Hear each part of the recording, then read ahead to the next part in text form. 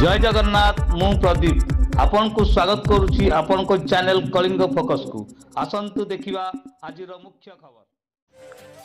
तालचेर स्थित ward number 11 रे थिबा वृद्धाश्रम ठारे जातीय प्रेस दिवस पालन हो जायछि।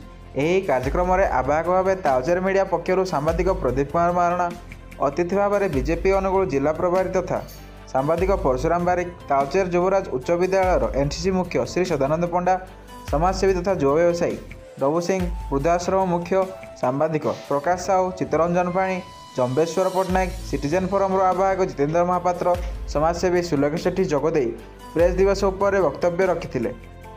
कवि जितेन्द्र महापात्र सह परिचालना करथिबा बेले वृद्धाश्रम थिबा पुरुष महिला को शीत वस्त्र बंटन करा जायतिला। तालचेर प्रदीप कुमार महाराणा को रिपोर्ट, कलिंग फोकस। जिनिस करियो सपोर्ट मिलिबो तांको नाम नेले आमे ठीक हम नहीं।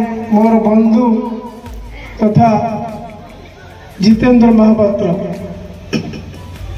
आज एभली एक स्थान रे पंचतारिका होटेल किंबा अन्य कोनसी सभा घरे अन्य कोनसी क्लब रे अनुष्ठान रे एभली एक जातीय प्रेस दिवस पालन न करी कहीं आज तालचेर मीडिया एभली एक स्थान रे आज सांबादिक मानकर दिवस प्रेस दिवस को पालन करुछि। आज ये जगह होछि जराश्रम। आपण मैंने जानी थिबे जराश्रम रे केउ माने रहंती आ जरा कार्यक्रम को करिथिबारु समस्त तालचेर मीडिया समस्त कार्यकर्ता समस्त सांबादिक बंधु मानक आज मु धन्यवाद जनाउछि।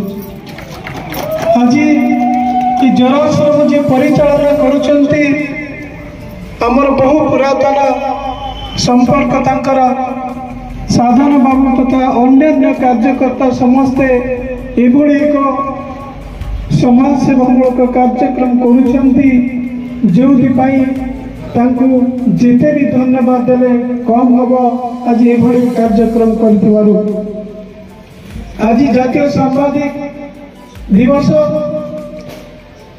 1954 मसीह जिते सांबादिक मानकर सुरक्षा प्रश्न उठिला, सांबादिक माने निष्पेषित थिले, सेतेबेले सांबादिक मानकर प्रेस काउंसिल गठन तत्कालीन सरकार को 1954 मसीह मे मासरे गोटे प्रस्ताव दिया जाइथिला एवं परवर्ती समय 1966 मसीहा आज दिन में प्रेस काउंसिल गठन होला एवं सही दिन ठारू आज पर्यंत आमे जातीय प्रेस